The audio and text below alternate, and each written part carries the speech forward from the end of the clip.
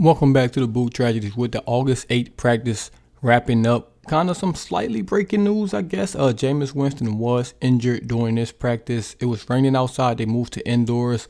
Apparently, he was rolling out. He kind of tweaked his foot, according to Coach Dennis Allen. I'm not going to speculate on how, severe I think this injury is, but Dennis Allen did get on NOFnetwork right after his practice interview and said that Jameis Winston kind of rolled his ankle, so he did give a little bit more details right there. And if it's a rolled ankle, I'm not too concerned about this injury as long as it's not tied to his repaired ACL injury.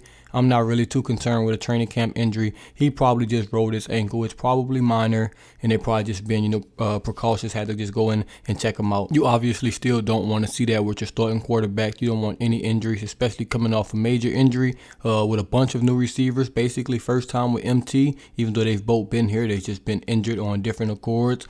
Chris Olave, Jarvis Landry. So it's got, getting time with those receivers are important. So anytime missed from a receiver or a quarterback, that's just, not helping the chemistry process, even though it's plenty of time until week 1 and those guys will be fine. You would just like all your players to be out there. I'm sure we'll get more info shortly, maybe tomorrow, maybe later in the week on the Jameis Winston injury. And once I find out, I'll keep y'all guys updated if you don't see it before me. The Saints also had 2 signings today. First, cornerback Jordan Brown. I believe he was a 6th round or a 7th round pick in 2019 out of South Dakota State. It didn't work out. I believe I read it was with the Bengals. If I'm wrong, oh well, it's not that big of a deal. But he's a cornerback, depth signing.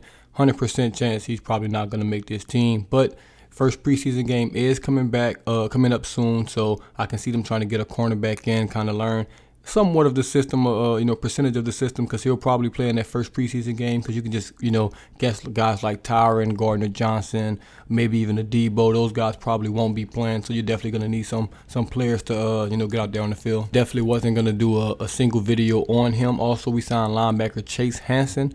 Almost the same type of deal, man. Pete Warner's been injured. DeMario Davis, we know we got with him. But after that, man, DeMarco Jackson's been injured. So we do need another linebacker, middle linebacker, to be precise. The problem with going out and finding middle linebackers right now is it's a lot of older guys in free agency. And you're going to need a guy that's going to want to play special teams. Well, not want to. He has to play special teams, because you're not going to put DeMario out there. You're probably not going to put Pete Warner out there this year, so you're going to need a guy that's going to come in, play a backup role, be willing to play special teams. So that's kind of, limiting the Saints' options with some linebackers. With those 2 new signings, Jordan Brown and Chase Hansen, we'll see what they do. I'm sure they'll both be out there in the first preseason game, and we'll see what they got, man. Hopefully they both can contribute on special teams, because that's going to be their only chance to make this team. Another Michael Thomas update, not really an update, but man, Michael Thomas has been looking good. Obviously, he started 7-on-7 team drills, 1-on-1s. He finally ramped up to that portion.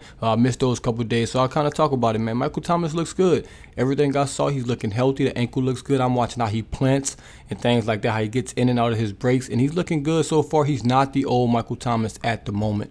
He's not that guy. The guy that, caught 150 plus passes, he's not that guy yet. Will he be that guy? Probably, man. He's looking healthy. He's just going to have to get, more confident on that ankle, more reps on that ankle, get back up to game speed, and I do think he'll be that. But he's still the physical guy. He's still going to be a tough matchup for anybody, because, look, 80% of what Michael Thomas was is still going to be a top 15 receiver in the NFL. Anything better than that is just a plus for the Saints. But right now, he's looking good, man. I think he's back to about 85% of the guy he was, before he got injured, which is a good thing for the Saints. He's looking good, running good routes, being physical at the top of the routes, which that's a staple for Michael Thomas, man. He's not the fastest guy in the world, but he's big, he's physical, he's strong. He can create separation, which is the most important thing for a receiver, is to create separation. He's doing that so far.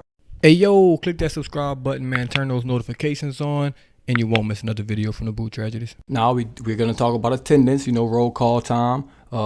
Taysom Hill was back, didn't do everything, did some walkthroughs, did some individual drills. So that's good to see him back out to those ribs and finally getting healed. That just lets me know it's probably just a little bruised ribs. Wasn't, nothing fractured or broken or anything like that. So that's definitely a good sign. He was out there in his red jersey. Chauncey Gardner-Johnson was back.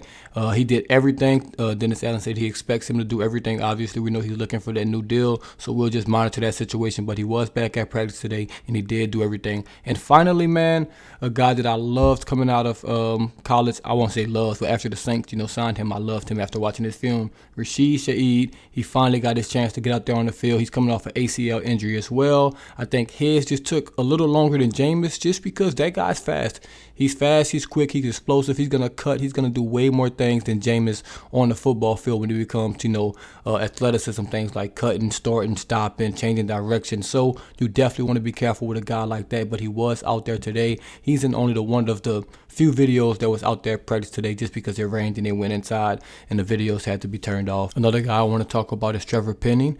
Cam Jordan was asked about him in his post-practice interview, and he said some good things about him. And Cam Jordan doesn't like to say good things about offensive linemen, which he stated, but he said this guy is learning fast, man. He's rapidly growing. He just all good positive things to say about the rookie left tackle. He said he's definitely ahead of the learning curve for a rookie, which is good because obviously we know Trevor Penning coming out was kind of going to be a project guy, wasn't going to be ready to start day one, wasn't going to be one of those guys like Evan Neal where you're just going to plug him in. He's going to be your starter. Penning was going to be more of a work in progress. Seems like he's progressing well according to Cam Jordan, according to a couple other people.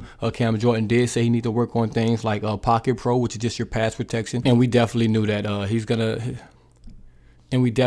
his technique was not up to par in college, probably just because he played, lesser competition, didn't really need to work on it. So the technique's definitely going to have to come a long way in that Pocket Pro. But Cam Jordan said he's a mauler. He's a guy that likes to, go downhill. He's a run blocker. That right there, that's probably NFL ready. He also said he has a very strong grip, and we've seen it with Trevor Penning. Once he grabs you, he's not letting you go, and he's going to try to block you for 37 seconds after the whistle. We've already figured that out. But Cam Jordan said he's rapidly developing, man, and he's going against the best guys to do it. You're going against Cam Jordan, Peyton Turner, hopefully Marcus Davenport soon, Tano, Carl Granderson. He's a lot of guys he's going against that are elite, talents, good NFL players. So it's only going to help him develop. And he has a good offensive line around him to help him. Good offensive line coaching staff with Marone, Streif, Jari Evans out there. You got Ramczyk, who's basically a player coach at this point in his career. So all of the tools for Penning to be good is in place. That's the one thing I did like about the Saints this year. It's no reason why this offensive line shouldn't be good. They put so many guys into place from just the staff, the players, that they all should be good this year. Or they all should improve this year. So we'll see. Only time will tell. But this is a game week. Clap it up for that. I'm going to clap in my room right here, man. It is game week. We have a game Saturday, August 13th. Dennis Allen said he doesn't know who's going to play. They haven't discussed that yet. I'm sure none of the starters will be out there, but I can't wait for it anyway, man. I'm just ready to see some Saints football. But we have a couple more practices before then. As always, this is the Boot Tragedies. I'm out.